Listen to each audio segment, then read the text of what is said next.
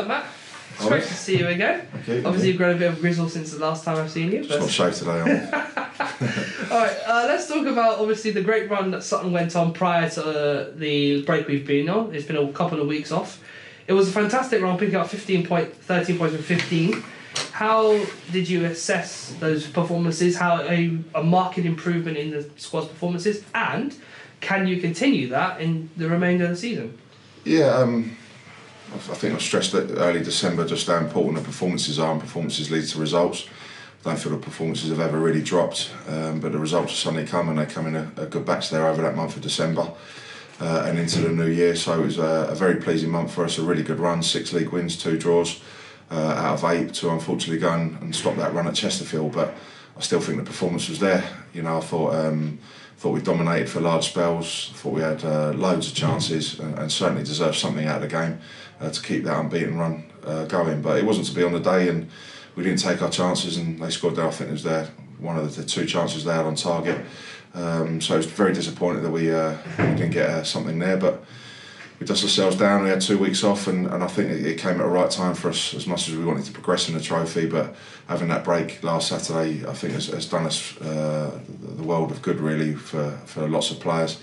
Just to have a bit of a down week last week to then pick it back up on Monday morning and moving into another big and tough game against Stockport on Saturday. So let's talk about obviously your recent centre-back transfer. We lost Jamie Collins to his decision to obviously retire from the game recently, which was obviously very sad for everyone at the club.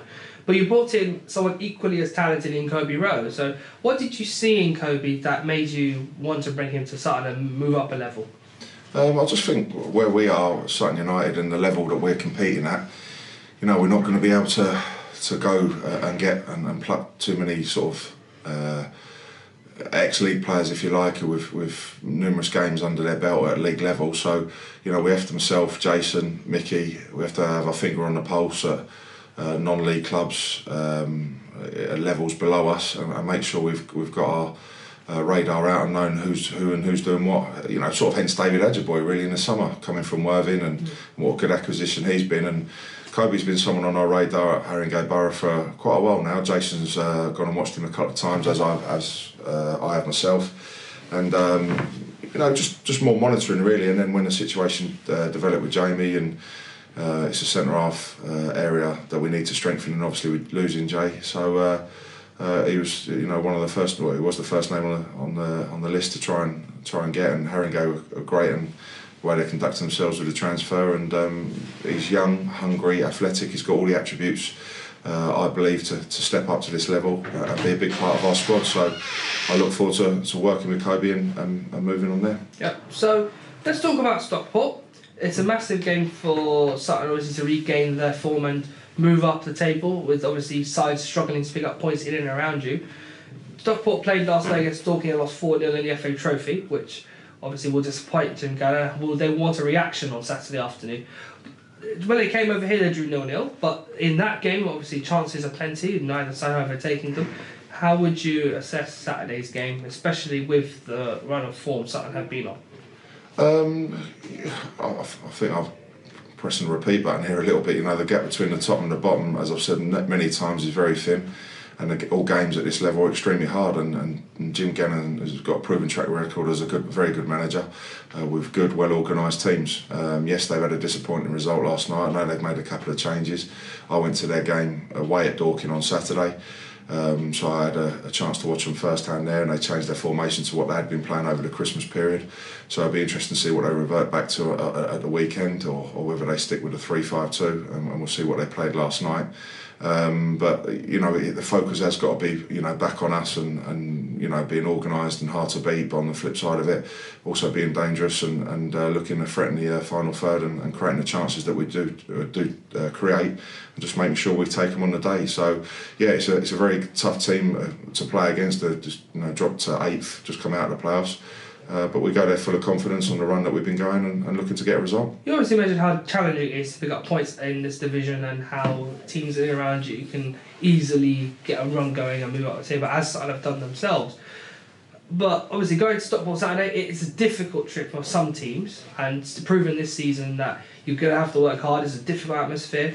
Can you expect the players to put a head on everything and focus on the task at hand? Yeah, as I say, the performance has never really dropped, and the attitude and the desire and the commitment amongst the group of players have been outstanding. So yes, we've lacked that little bit of quality at times, and we've missed our chances on certain days. But I can't fault the effort, the work rate, and the way we set up and be organised. And I'm sure will be another tough game for Stockport, just as much as they will be for us. Okay, and I saw a team. The obvious omission being Craig Eastman, who is suspended for 4 games, I take it, after Chesterfield. Anything you can update us on in regards to injuries? Obviously, there's 2 outstanding ones I think you wanted to talk about. It was obviously disappointment for East to get us sent off after the full-time whistle. We did try and appeal it, but we couldn't prove with enough video evidence. We didn't really catch it on video enough to get him off at the time, but we felt it was harsh and we didn't feel he instigated or did a lot wrong. Unfortunately, we've got to take the consequences with him getting sent off earlier on in the season at Wrexham. It means he now misses 4 games.